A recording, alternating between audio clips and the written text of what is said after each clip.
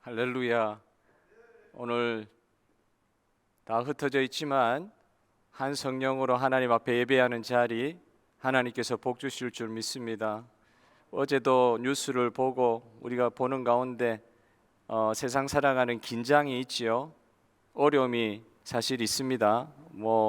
생각하지도 못한 숫자들의 감염들이 일어나고 정부는 하면 할수록 더 어려워지는 상황 가운데 아마 좀 당황하는 것 같고 여러 가지로 참 어려움이 있고, 한국에서도 보니까 예배를 드리는데 그래도 거기는 또 몇 명 안에서 예배 드리는 이런 게 있는가 봐요. 방호복을 입고 예배 드리는 그런 교회 사진도 봤습니다. 의사 선생님, 간호사 선생님들 그 응급실에서 백혈병 응급실에서 있는 그 전신 방호복을 입고 예배드리는 그런 교회의 전경을 보는데 참 가슴이 아프죠.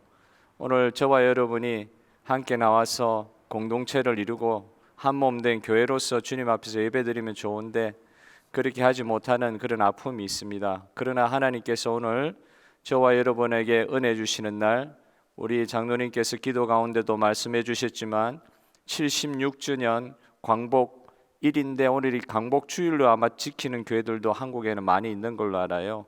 우리 조국 대한민국에 하나님께서 76년 전에 광복의 은혜를 주셔서 그렇게 서름당하고 모든 것을 빼앗기고 국권을 빼앗기고 아무것도 할 수 없는 그런 시대가 있었잖아요. 광복절만 되면 저는 어릴 때부터 보는 사진이 하나 있었습니다. 그 사진 중에 하나가 뭐냐면 광복절을 앞두고 감옥에 갇혀 있었던 신사 참배하지 않았던, 그러니까 일제가 사람들 모아놓고 예배 드릴 때도 우리는 예수 그리스도를 통하여 하나님께 경배하는 그런 예배를 드리는데 궁성요배라 그래가지고 요배하고 종교 행사해라 그런 때가 있었잖아요. 일제시대 때 군국주의, 지금 일본은 그 정도까지는 아니지만 군국주의 일본 그 권세 잡은 자들이 우리나라를 식민지로 잡아서 너희들 교회는 당하는 거 우리가 막지는 않을 텐데 너희들 예배 드릴 때 저 일장기 있잖아요. 그 우길기 같은 거 그런 거 딱 붙여놓고 거기에 황제를 향하여 이렇게 요배를 하고 그리고 나서 예배 드리라. 그걸 못하는 거예요. 그래서 많은 성도들이 사실은 주기철 목사님 여러분 잘 아시죠? 주기철 목사님은 그것 때문에 감옥에서 오랫동안 고초당하다가 순교까지 하셨죠. 주기철 목사님하고 비슷한 연배로 신학을 공부하시고 목회를 하셨던 목회자들 뿐만 아니라 지금은 권사님이죠. 그분 지금 아마 조 권사님 아마 돌아가셨을 거예요. 마지막 아마 옥중 성도들이 아마 다 돌아가셨을 거예요. 최근 한 10년 전까지는 살아 계셨는데 그 옥중 성도들, 그러니까 여자분들 처녀 때, 그때는 처녀 때 말이죠. 그 아리따고 가냘픈 처녀들도 그 신앙 지키려 하다가 잡혀가가지고 그 모진 고문을 당하고 그렇게 하면서도 신앙을 지킨 거예요. 우리는 그렇게 신사참배는 못한다. 주기철 목사님은 순교하셨거니와 먼저 순교하신 주기철 목사님의 뒤를 따라가는 성도님들이 많이 계셨는데 그 성도님들 중에 목사님도 계시고 제가 한국에서 졸업한 고신대학 신학대학원 그 고려신학대학원의 설립자가 그 중에 한 분이셨어요. 그래서 그 사진을 보면 8.15 광복절 아마 그날에 찍은 사진인 것 같은데 다음 날에 형장에 끌려가서 죽게 돼 있는 사형 선고 받은 사람들이었어요. 사형 선고 받은 사람들이 8.15 광복절 딱 되는 순간 일본이 미조리 그 함에서 항복 문서에 사인하는 순간 모든 사람이 다 풀려나는 은혜를 받았단 말이죠. 그래서 그 풀려나가지고 기념사진을 찍은 사진이 하나 있어서 그걸 보는데 정말 내일 죽을 사람들이 광복절에 오는 바람에 해방된 거예요. 그래서 사진을 찍는데 요새 같으면 그 사진 찍을 때 얼마나 그 사람들 표정도 잘 내고 그러는데 어리둥절한 그런 표정을 하는 모습인 것 같기도 하고 이게 웃는 건지 우는 건지 전혀 뭐 기쁜 표정 같지도 않고 그냥 그 뭐랄까요, 참 할 수 없는 옅은 그런 표정, 온화한 그런 표정을 가진 옥중 성도들이 사형되기 바로 전날에 광복절이 됨으로 말미암아, 해방이 옴으로 말미암아 풀려나는 그런 은혜의 사진들을 제가 학교 다닐 때도 계속 봤고, 지금도 뭐 여러분 찾아보시면 나올 거예요. 한상동 목사님, 주남수 목사님, 그 다음에 그 어린 그 처녀들까지 죽기로 돼 있던 사람들이 일본이 패망함으로 말미암아 광복돼 가지고 풀려나는 그 기념사진을 제가 잊지를 못하고 있습니다. 이 새로운 시대가 왔어요. 새로운 시대가 와서 새로운 상황에서 사진도 찍고, 교회 나가지 못하던 분들, 자기가 받은 그 복음의 신앙대로 신앙생활 하지 못하는 그런 어려운 상황에 있던 박해받는 성도들이 새롭게 예배를 드릴 수 있고 교회를 이룰 수 있는 그런 시대가 왔다는 것이죠. 오늘 그런 믿음의 선조들 때문에 저와 여러분이 이 이국 땅에 지금 이렇게 우리가 이민 와 있고 흩어져 있지만은, 조국 대한민국의 신앙의 한 뿌리를 받아서 그들의 신앙의 선조들의 그 신앙의 전통 가운데 우리가 있음으로 말미암아 오늘 이렇게 교회를 이루고 이 먼 이국 땅에 와서도 하나님 앞에서 한 성령으로 예배드릴 수 있는 이런 은혜를 주신 것, 하나님 앞에서 찬양을 올려야 될 줄로 믿습니다. 이 코로나 상황 가운데서도 여러분 이렇게 흩어져 가지고 사실 뭐 TV 화면 앞에서, 어떤 분들은 TV가 안 돼서 핸드폰 앞에서 이렇게 예배를 드려야 되는 이런 어려운 상황 가운데서도 정말 주님만 바라보고 예배 드릴 수 있는 것 그 자체에 감격이 있어서, 하나님의 백성된 것에 대한 감격이 있어서, 새로운 시대, 새로운 공동체 안에 일원되게 하여 주신 감격이 있어서 이 시간 드리는 예배의 시간이 우리 아버지 하나님께서 우리와 진정 함께 하시는, 우리 예배를 받으시는 아버지 하나님으로 말미암아 기뻐할 수 있는 시간이 되어야 될 줄로 믿습니다. 새로운 시대에 어떤 일이 일어났느냐, 오늘 읽은 본문의 말씀 여러분들 많이 보셨을 거예요. 새 하늘과 새 땅을 하나님께서 창조하시고 새롭게 창조하신다 그러셨어요. 새롭게 창조하시고 이전 일을 기억함이 없는 정말 새로운 시대가 왔고, 새로운 시대에 맞는 새로운 땅, 새로운 하늘에 새로운 공동체가 생기는 것을 오늘 말씀하고 있는데, 여러분 읽었던 말씀을 한번 보십시오. 65장 18절의 말씀을 한번 보십시오. 65장 18절의 한 말씀을 보십시오. 너희는 내가 창조하는 것으로 말미암아 영원히 기뻐하며 즐거워할지니라. 보라, 내가 예루살렘을 즐거운 성으로 창조하여 그 백성을 기쁨으로 삼고, 그 다음 18절에도요. 내가 예루살렘을 즐거워하며 나의 백성을 기뻐하리니, 나의 백성을 기뻐하리니 우는 소리와 부르짖는 소리가 그 가운데서는 다시는 들리지 아니할 것이며. 여기 보니까요, 무슨 말씀이 있습니까? 하나님도 예루살렘을 즐거워하고 기뻐하시는 거 있지만은 그의 기뻐하시는 새로운 시대를 허락하여 주심으로 형성된 공동체에 속해 있는 사람들이 있다는 말이에요. 그 앞에 우리가 오늘 읽지는 않았지만 65장 앞에 부분에 보면은 이스라엘 백성이 다 선택받아서 다 회복되는 내용은 안 나와요. 하나님 앞에 다시 돌아와서 하나님 앞에 자기의 죄를 회개하고 하나님의 거룩한 시대에 맞는, 하나님께서 새롭게 허락한 이 시대가 너무너무 좋아가지고 주님을 찬양하고 예루살렘 도성에서 하나님을 영광을 예배를 드리고 그런 간절한 마음으로 이 새 시대를 기뻐하는 자들이 있을 것이다 하는 오늘 말씀을 주시는 것이잖아요. 그런데 그렇지 못한 사람들도 분명히 있다는 것입니다. 일제 시대가 끝나고 해방이 우리나라에 왔을 때 마냥 좋아하는 사람들만 있었던 건 아니에요. 제가 말씀드렸던 옥중 성도들은 정말 어리둥절한 가운데 기적과 같은 역사를 체험한 거잖아요. 얼마나 기뻤겠습니까? 그 속심령이, 그의 주변에 있는 성도들이 얼마나 기뻐했겠습니까? 마치 사도행전에 사도 베드로와 요한이 풀려난 뒤에 기도하고 있는 성도들을 만났을 때 그 기도하는 성도들이 기도하면서도 돌아온 베드로와 요한을 보면서도 깜짝 놀라는 것이죠. 뭐 기적도 이런 기적이 없는 것이죠. 그런 역사가 일어났는데 여러분, 그 뒤에 그들이 느꼈을, 그들이 서로 하나가 돼가지고 같이 예배드릴 때 그 기쁨이 얼마나 기뻤겠습니까? 얼마나 기뻤겠습니까? 여러분, 오늘 모든 성도들이, 이스라엘 백성들이, 성도들도 아니죠, 이스라엘 사람들이 다 구원받는 것은 아니었어요. 새로운 시대가 도래했을 때 그 새로운 시대에 대해서 너무너무 반가워하고 그 시대가 너무너무 좋아서 이루게 되는 새로운 공동체가 있었단 말이에요. 그런 사람들이 이 새로운 시대의 주인공이 될 수가 있었습니다. 그러나 다 그런 것은 아니었어요. 오늘 이 말씀처럼 새로운 창조에 영원히 기뻐하고 즐거워하는 사람들이 있어서 즐거워하는 성에 즐거워하는 사람들이 있다는 것, 이게 새로운 공동체의 탄생을 이야기하지 않습니까? 하나님이 새롭게 창조한 것으로 말미암아 기뻐하는 사람들, 즐거워하는 사람들, 그 사람들이 누굴까요? 오늘 저와 여러분이 그런 사람인 줄 믿습니다.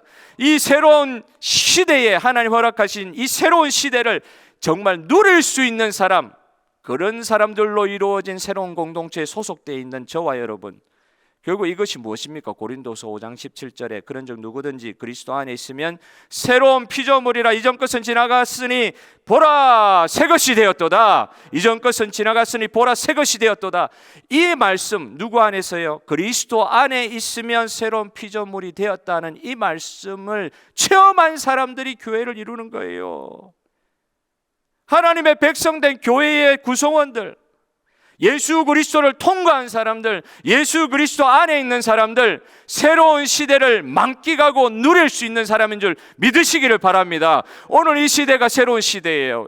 교회 시대예요. 이걸 여러 가지로 해석할 수 있고, 전용한 거 해석하시는 분도 있고, 앞으로 올 최종적인 종말을 이야기할 수도 있고, 여러 가지로 이야기할 수 있지만은, 오늘 예수 그리스도 안에 있으면 새로운 피조물이라고 할 때에 새로운 시대의 새로운 피조물로서 새롭게 태어난 공동체 일원된 모든 성도들이 새로운 시대를 누릴 수 있는 자격이 있습니다. 저와 여러분 이 시간 예배드리는 주님의, 예수님 안에서 예수님의 이름으로 예배드리는 모든 성도들이 새로운 시대를 누릴 수 있는 자격이 있는 사람들이에요. 베드로후서 3장 11절 13절에도 나와 있는 새하늘과 새 땅의 약속을 누리는 사람, 더군다나 계시록 21장 1절부터 5절까지 나와 있는 새하늘과 새 땅이, 처음 하늘과 처음 땅이 없어지는 상황 가운데 새하늘과 새 땅이 하나님께서 보여주신다고 했는데, 그걸 창조해 주신다고 했는데, 여기서 중요한 표현이 요한 계시록 21장 1절에 보면은 그렇게 새로운 하늘과 새 땅이 창조되었는데 하나님의 은혜로 말미암아 새로운 시대가 도래함으로 말미암아 어떤 표현이 있냐면 새 예루살렘이 하늘로부터 내려오더라. 여러분, 오늘 저와 여러분이 새 예루살렘이 하늘로부터 내려오는, 이건 결국은 종말을 이야기하고 완성된 종말에 대한 그림일 수가 있지만은, 오늘 이 표현을 보십시오. 수완이 다쳐서 죽지 않고 하는 사망이 없는 한 표현의 하나의 예표로 표현되고 있는데, 이것의 완전한 완성 성취가 요한계시록 21장에서 일어난다는 것이거든요. 죽음이 없고 더 이상 눈물이 없고 더 이상 아픔이 없는 완전한 하나님 나라의 그 완성을 이야기할 때 그걸 우리는 종말이라고 이야기하는데, 오늘 본문에 보니까 종말이라고 표현할 때 이 표현이 조금 아쉬운 거예요. 어떻게 보면 교회가 지금은 우리가 살고 있는데 결국은 죽기 때문에 그 마지막 때 이전에 흡사, 어느 병원에 가보면 호스피스 병동이 있잖아요. 죽기 전에 죽음을 준비하는 것처럼 교회가 비춰지는 경향이 있는데, 오늘 말씀 새하늘과 새 땅을 창조하시고 새 예루살렘이 하늘로부터 내려오고 이런 표현들을 볼 때 하늘로 올라간 게 아니라 하늘에서부터 이 땅으로 내려오시는 거예요. 예수님께서 성육식 하신 것도 그렇고, 여러분 이 땅을 그냥 우리는 호스피스 병동처럼 교회가 되어가지고 죽음을 준비하는 곳, 여러분 교회를 그렇게 표현하지 않으시는 거예요. 주님께서 예를 들면 이 죄 많은 세상, 악한 세상, 이 땅을 하나님께서 지으셨음에도 불구하고 이 땅에 너무 죄가 많아가지고 죽을 수밖에 없는 영혼들이 가득 차 있는 곳이기 때문에 이 땅을 포기하고 이제 나는 하늘로 간다, 내가 너희들 데리고 갈게, 이런 식으로 표현하지 아니하시고 새 하늘과 새 땅을 하나님께서 원래 창조한 땅 가운데 새롭게 창조하여 주심으로 새롭게 회복시키시겠다, 새 예루살렘을 내려주시겠다. 우리 주 예수님은 이미 성육신으로 우리 가운데 새로운 피조물 되게 하시는, 예수 안에서 새로운 피조물 되게 하시는 은혜의 역사, 새로운 시대를 우리 가운데 열어주신 줄 믿습니다. 교회가 어떤 곳이냐? 죽음 준비하는 곳이 교회다, 이렇게만 생각하면 너무 단견인 거예요. 죽음 준비하는 것이 교회다 아니에요.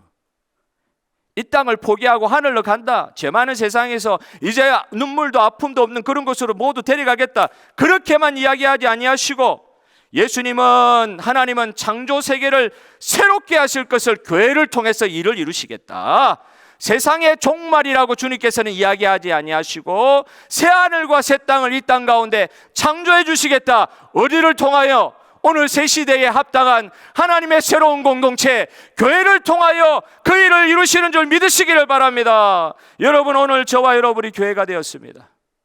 그리스도 안에서 새로운 피조물이 되어서 한 새로운 공동체를 이루게 되었습니다. 에베소서에 있는 말씀처럼, 에베소서 1장 10절에 있는 말씀처럼 하늘에 있는 것이나 땅에 있는 것이나 그리스도 안에서 통일되게 하려 하시는 하나님의 놀라운 역사가 교회를 통해서 이루어진다는 거예요. 교회론을 여러분 아시려고 그러면 에베소서를 깊이 읽는 가운데 교회가 어떤 곳인가 우리가 알게 되는데, 에베소서 그 1장 10절의 그 말씀 우리가 유념해야 됩니다. 하늘에 있는 것이나 땅에 있는 것이나 그리스도 예수 안에서 만물이 통일되게 하려 하심이라. 이것이 교회를 세우신 하나님의 은혜의 목적이요, 우리 성도들을 이 땅 가운데서 예수 믿는 사람으로 부르셔서, 그래서 저와 여러분은 어떤 상황 가운데 있냐면은 영생을 받았다 그러잖아요. 영생은요, 우리는 지금 살다가 이 죽음을 준비하고 있는데 죽고 나서 영생이 아니라 그리스도 안에 있으면 새로운 피조물 되는 그 순간부터 영생인 줄 믿으시기를 바랍니다. 영생은 그러므로 영생은 현재 경험되어야 될 구원의 가치지, 지금 경험되어야 될 하나님의 은혜이지, 죽으면 영생이다 이게 아니에요. 저와 여러분이 예수 안에 있으면 지금 영생의 삶을 살고 있는 것입니다. 새로운 시대가 예수님으로 말미암아 선포가 되고 도래가 됐잖아요. 그러면 예수님으로 말미암아 새롭게 만들어진 새로운 피조물의 합일체, 새로운 피조물의 하나된 공동체, 새로운 공동체인 교회를 통하여 하나님께서 새하늘과 새 땅을 창조하시는 창조적인 일들을 준비하고 계신다. 여러분, 오늘 저와 여러분 이미 영생 가운데 사는 성도들이 참 우리는 굼뜨고 우리에게 어떤 일을 맡기셨다 그러니까 감당이 안 되는데, 여러분, 하나님께서 저와 여러분에게 이 새로운 창조의 역사를 저와 여러분에게 맡긴다고 하셨을 때 우리가 우리 스스로 생각하면 정말 불가능한 일이고 어떻게 저런 일들을 감당할 수 있을까 생각하실 수 있는데, 여러분, 하나님께서는 다른 데 맡기질 않으셨어요. 다른 공동체에 다른 어떤 수단이나 어떤 부분에 이 일을 맡기지 아니하시고 하나님의 공동체, 새로운 공동체 예수 그리스도로 말미암아 하나님의 새로운 공동체인 저와 여러분의 공동체인 이 교회, 예수 그리스도 머리 대신 이 교회 공동체를 통하여 이 일을 이루신다고 하신 게 하나님이세요. 여러분, 하나님 믿으십니까? 그러면 여러분, 우리가 아무리 굼뜨고 서툴고 이거 감당하겠나 하지만 그렇게 사람들의 모임으로 교회를 생각하면 그럴 수 있는데요, 아니에요. 그리스도 안에 있으면 새로운 피조물이랄 때 저와 여러분들이 이 새로운 공동체의 일원이 되었고 다른 데 맡기지 아니하시고 새로운 구원의 창조의 역사를 저와 여러분한테 맡기셨다는 걸 믿으시는 이 아침이 되기를 원합니다. 광복주일이라서 이 말씀이 아니라 여러분이 예수님을 만난 순간이 새로운 시대가 도래한 순간입니다. 예수님을 영접한 이후에 새로운 공동체 일원되게 하여 주신 주님을 찬양하고 예수님처럼 이 영생의 삶을 시작한 하나님의 백성들이 어떤 분이 이런 표현까지 하고 있는 거예요. 교회는 지상에 남겨진 천국의 식민지다. 식민지란 말 기분 나쁘죠. 근데 어디의 식민지라고요? 천국의 식민지다.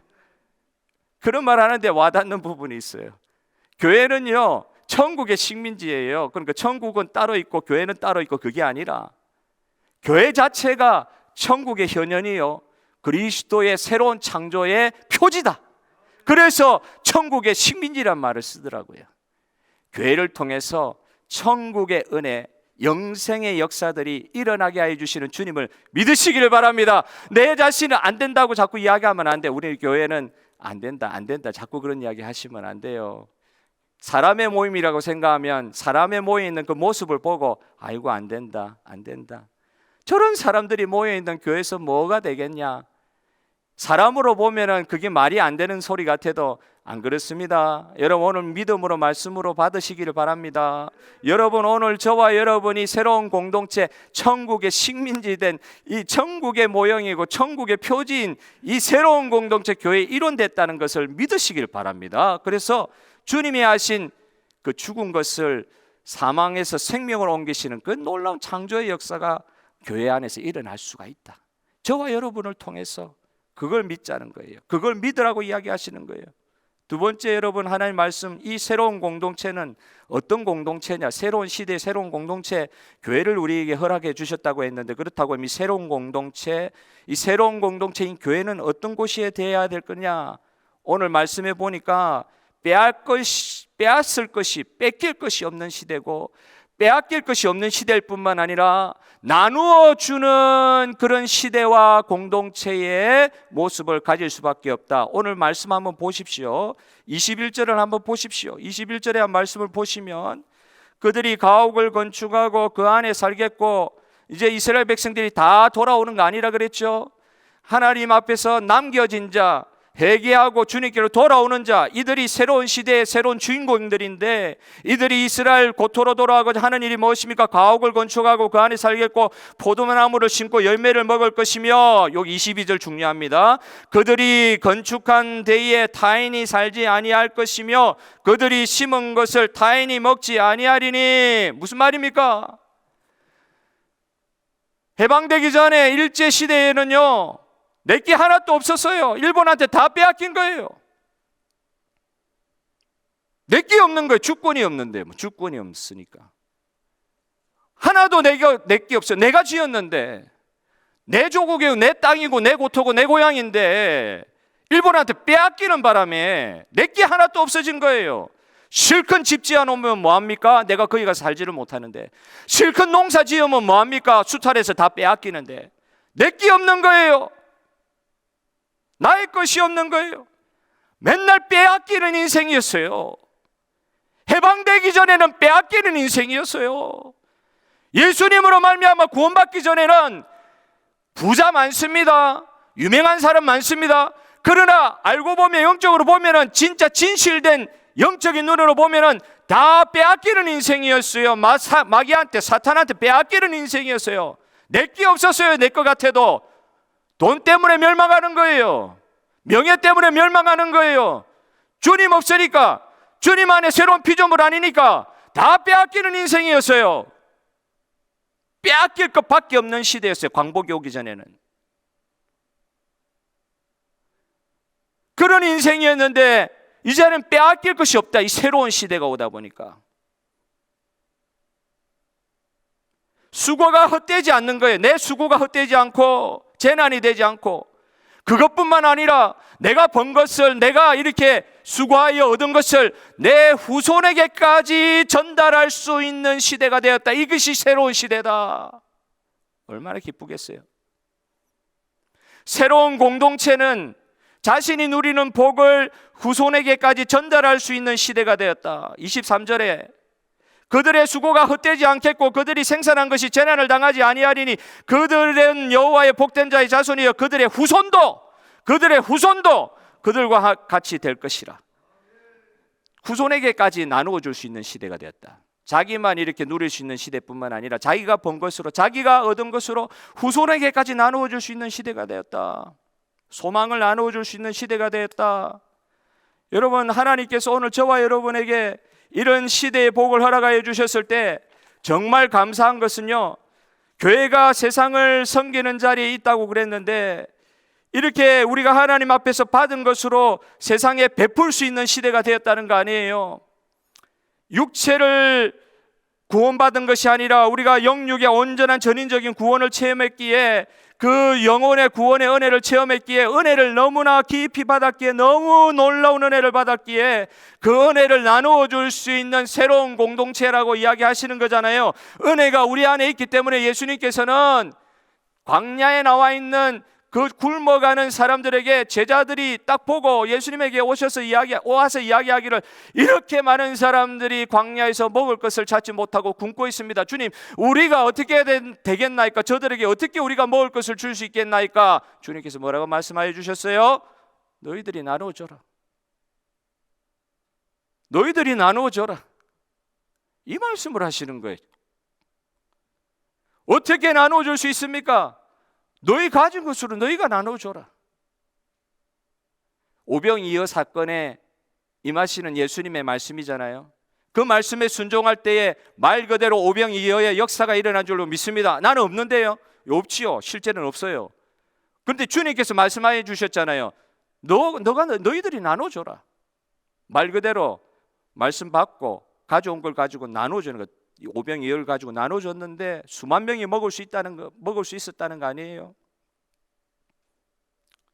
여러분, 오늘 저와 여러분들이 체험하는 새로운 공동체의 이 특성은, 저만 먹고 우리가 맨날 빼앗기는 인생에서 더 넘치게 받아서 오히려 다른 사람들에게, 후손들에게 나누어 줄 수 있는 그런 자리에까지 우리를 옮기시게 하신 우리 주님을 믿는 그 신앙 안에서 새로운 공동체의 사역의 역사가 일어나는 줄 믿습니다. 있어서 나누어 주는 게 아니고 주님이 말씀하셨기 때문에 나누어 주는데, 우리가 가진 것 가지고는 안 되죠.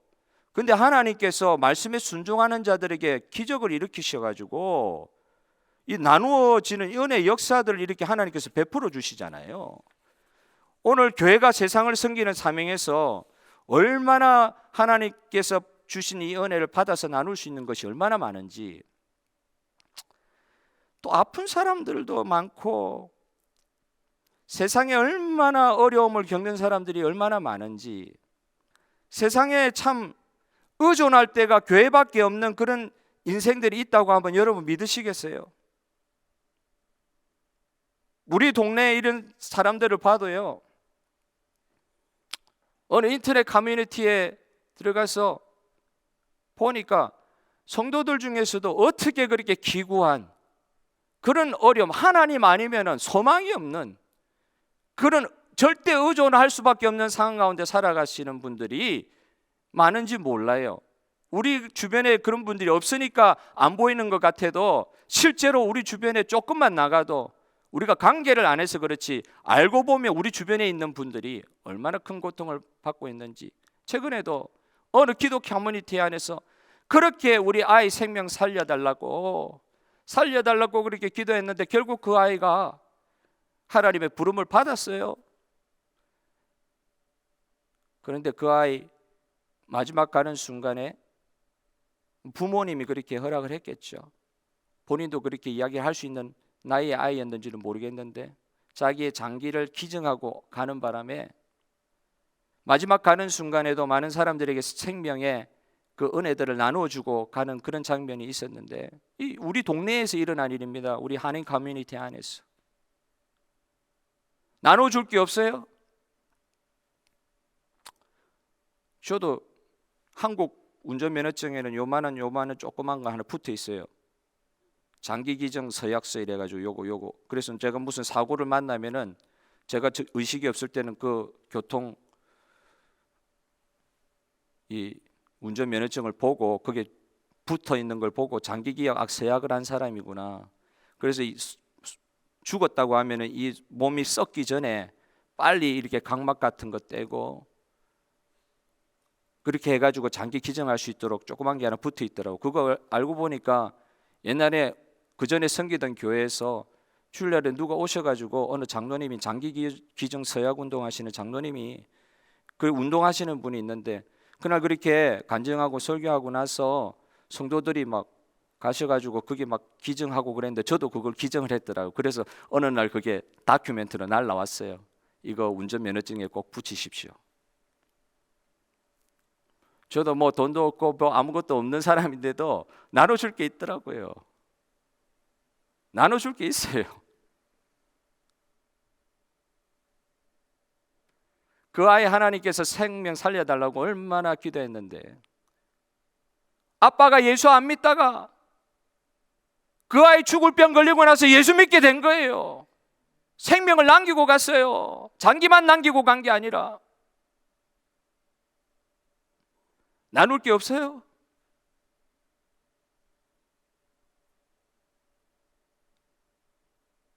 복음을 나눌 수 있잖아요.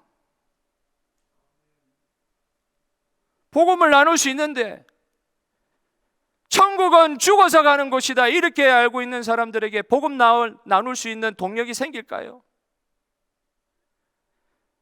이미 영생으로 말미암아, 예수 그리스도 안에 있는 영생으로 말미암아 천국을 체험하고 있는 교회의 멤버됨으로, 주님의 교회의 일원됨으로 이 은혜를 체험하고 있는 사람들이 복음을 나눌 수 있잖아요.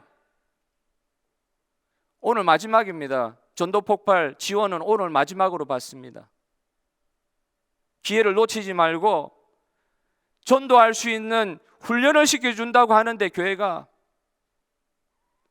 많이 신청하십시오. 나누어 줄 게 있습니다. 나누어 줄 게 있습니다. 그런 면에서 성도들은 너그러워져야 되잖아요.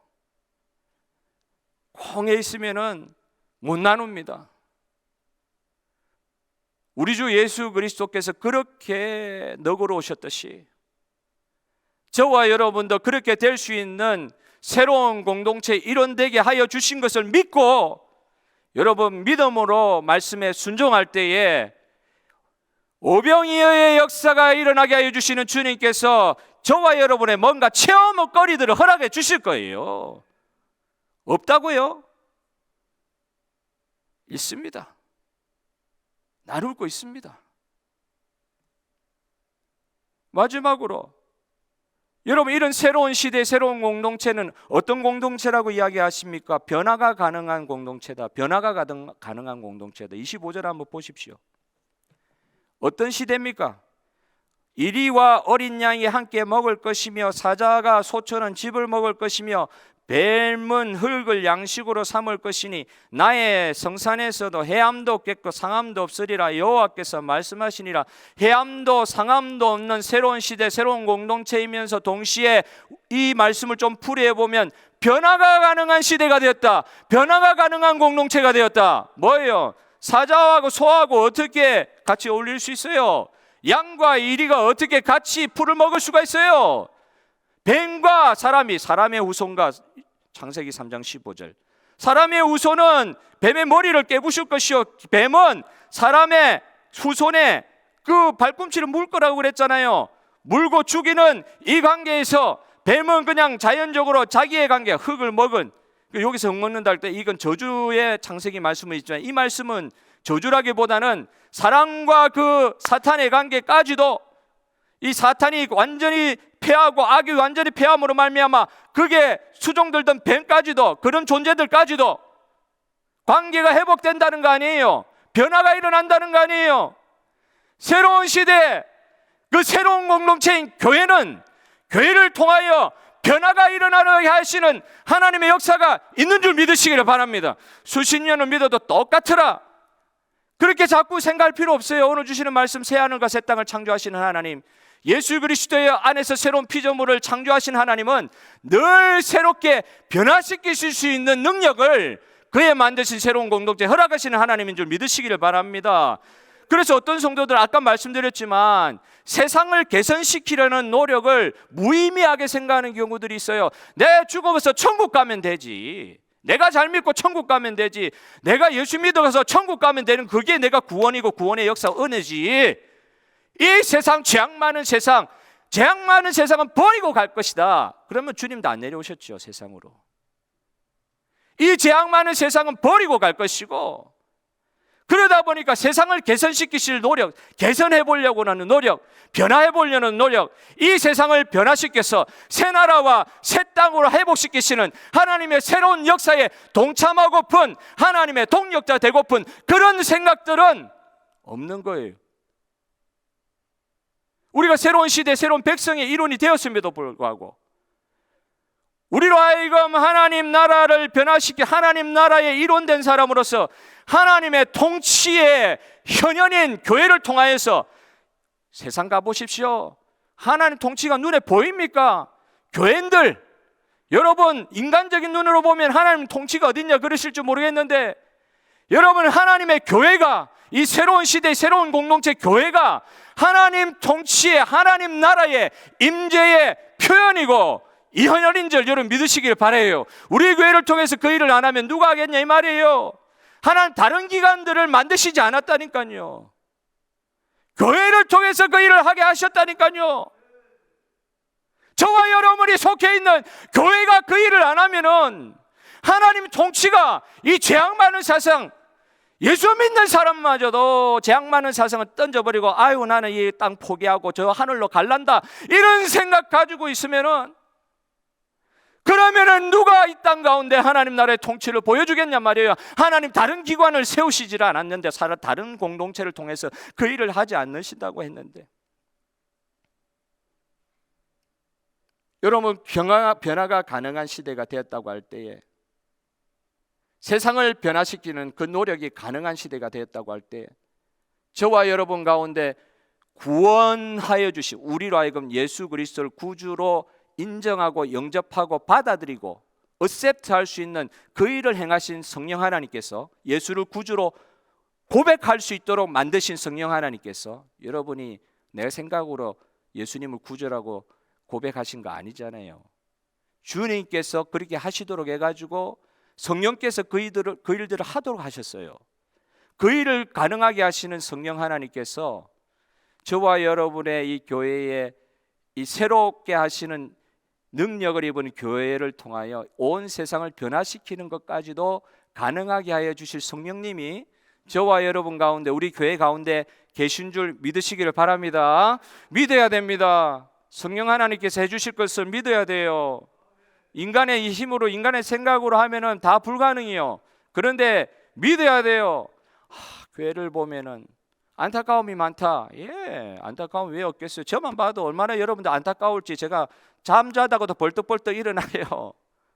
얼마나 안타깝겠어요. 사람을 보면은 저와 해가 저래가지고 뭐가 되겠냐. 예, 저 자신도 그럴 수 있습니다. 사람을 보면 그럴 수 있습니다. 안타까워요. 그런데 하나님께서 여러분 놀라운 은혜를 저와 여러분 통해서 하실 이 변화를 가능케 하신 하나님의 이 능력이 저와 여러분 교회 가운데 있다. 그래서 비전을 가지게 하여 주시는 거잖아요. 안 될 것 같은데 비전을 가지라 그러시잖아요. 모든 것을 새롭게 하실 하나님에 대한 믿음과 소망을 가지고, 소망의 비전을 가지고, 비전이 없고 소망이 없고 꿈이 없는 교회를 할 수 있느냐? 현상 유지? 아니다. 그렇게 하라고. 그러니까 호스피스 병동처럼 천국 가기 전에 죽을 준비시키는 데가 교회가 아니다. 여러분, 이 교회를 통하여 변화의 역사가 일어나는데, 교회를 통하여 세상까지 변화시키겠다는 것이 하나님의 계획이요 소망이요 비전 주심인 줄 믿으시기를 바라요. 저와 여러분 오늘도 시도하게 해주시는 주님을 찬양하기를 바랍니다. 아유, 안 될 것 같은데 또 시도하게 하시는 거예요. 스트라빈스키라는 사람에 대한 예화를 본 적이 있습니다. 유명한 작곡가인가 봐요. 유명한 작곡가인데 너무 어렵게 곡을 쓰니까 어떤 연주자 보고 처음 이 초연을 하기 위해서 곡을 썼는데, 이 초연할 곡을 악보를 처음 그 연주자한테 주고 준비를 시키는데, 연주자가 연주 연습을 하고 연주를 계속해도 안 되는 거예요. 안 되는 거예요. 그래서 작곡가한테 찾아가가지고 도저히 못하겠습니다. 너무 어렵게 작곡을 해주셔가지고 이거 만들어 주신 악보내 이거 소화를 못하겠습니다. 연주를 해낼 수가 없습니다. 그런 이야기할 때에 스트라빈스키가 그 연주자에게 한 이야기가 유명합니다. 제가 그렇게 곡을 어렵게 쓴 이유는 우리 연주자님이 시도하는 것 자체를 제가 보려고 그렇게 만들었습니다. 이렇게 이야기하더라고요. 시도 자체가 중요합니다. 베토벤의 교향곡 9번 고등학교 심포니, 고등학교 학생들 모여있는 예술고등학교는 아니고 일반 학생들이 모여가지고 베토벤 심포니 9을 그렇게 우리가 연주 제대로 할 수 있겠어요? 그 작곡가의 의도한 대로 우리가 그걸 연주할 수 있겠냐고요. 연주 못합니다. 연주할 수 없어요. 그런데 그 연주를 보러 온, 고등학교 학예 발표회를 보러 온 부모들이나 세상의 마을 어른들은 그거 보면서 너무 흥겨워할 거예요. 그리고 모르긴 몰라도 베토벤이 살아와가지고 그 어줍지 않은 악기 실력 가지고 자기의 곡을 연주하는 그 학생들을 보면서 그 작곡가도 그렇게 싫어하지는 않았을 것 같아요. 여러분, 우리 교회 다 부족합니다. 어줍지 않습니다. 굼뜨고 서툽니다. 인정합니다. 그러면 시도도 하지 말아야 됩니까? 나누는 시도 안 해야 됩니까? 복음 나누는 시도를 안 해야 됩니까? 우리가 연약하기 때문에, 우리가 준비가 안 됐기 때문에. 여러분, 새로운 시대가 도래하였고 이미 예수님으로 말미암아 도래하였고, 교회는 새로운 시대의 공동체이기 때문에 주님 주시는 그 말씀에 순종하여 시도하면 하나님께서 역사하여 주실 줄 믿으시기를 바랍니다. 믿음에 과감한 시도와 도전이 있는 교회 되기를 바라요. 변화가 가능하다니까요. 변화 안 된다? 뭔 변화가 안 돼요? 주님은 그렇게 말씀하셨는데 왜 자꾸 우리 이야기를 해요? 준비될 때까지 심포니 9은 연주 못합니다, 이렇게 하실 겁니까? 준비 다 되면 하겠습니다. 실력이 안 되는데 어떻게 심포니 9을 완전히 준비를 합니까? 없는 거 주님께서 알고 계십니다. 안 되는 거 알고 계십니다. 저와 여러분의 상황이 어떤지 잘 알고 계세요. 그런데도 시키시는 거예요. 그런데도 부르시는 거예요. 그런데도 소명을 주시는 거예요. 우리 교회 안에 예수 그리스도의 새로운 피조물 된 저와 여러분, 예수 그리스도를 성령 안에서 구주로 영접한 저와 여러분이 이룬 이 한 공동체, 새로운 시대의 새로운 공동체를 통하여 주님께서 맡겨주신 일이 있다고 하면은 시도하십시다. 시도하는 가운데 하나님이 역사할 줄 믿습니다. 우리 하나님이 영광 거두시는 그런 역사가 일어날 줄 믿어요. 변화가 일어납니다. 말씀 순종할 때에 오병이의 역사 일어납니다. 하나님의 일은 하나님께서 이루실 것입니다. 코로나 상황 가운데서도 연약해지지 마시고 속 심령이 강건하여지셔서 살아계신 아버지 하나님 앞에 더 기도하고 더 찬양하고 더 예배하고 말씀 순종함으로 말미암아 영혼, 잃어버린 영혼 구원하는 데까지, 나누어주는 데까지 우리의 영혼에 변화가 일어나게 하여 주시옵소서. 오늘 저와 여러분의 기도 제목이 되기를 원합니다. 교회를 생각하시면서 210장 찬송하신 이후에 우리 예배를 마무리하고자 합니다. 210장 시온성과 같은 교회 우리 다 같이 찬송하도록 하겠습니다.